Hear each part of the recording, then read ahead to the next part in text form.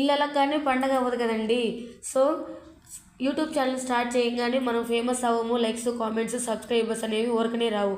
అలాగే నేను పెట్టే వీడియోస్ అన్నీ చూసి మీరు కామెంట్ చేసి, లైక్ చేసి, సబ్స్క్రైబ్ చేసుకోండి. అవును, ఏం చేస్తున్నారు అక్క అంటారా? నేనైతే ఈరోజు క్యాప్సికమ్ కర్రీ అయితే చేద్దామని ముందు క్యాప్సికమ్ కట్ చేసేసుకున్నానండి. ఇలా అయితే ఆయిల్ వేసుకొని ఫస్ట్ వీటిని బాగా వేయించుకున్నాను. తర్వాత పక్కన పెట్టేసుకొని ఆ మిగిలిన ఆయిల్లోనే నేను ఉల్లిపాయ, తర్వాత పచ్చిమిర్చి, కొంచెం కరివేపాకు ఇవన్నీ వేసుకొని బాగా రోస్ట్ అయిన తర్వాత దాంట్లోకి టొమాటో అయితే వేసుకున్నానండి. టొమాటో అనేది మనం సన్నగా తరుక్కుంటే మనకి బాగుంటుంది, గ్రేవీ కూడా బాగా వస్తుంది. సో నేనైతే ఇలా అయితే సన్నగా చేసుకొని దాంట్లో కొంచెము పసుపు యాడ్ చేసుకున్నాను. పసుపు, ఉప్పు ఇవన్నీ వేసుకున్న తర్వాత లాస్ట్లో ఆలు అనేది నేను బాగా ముందు ఉడికించుకుంటానండి.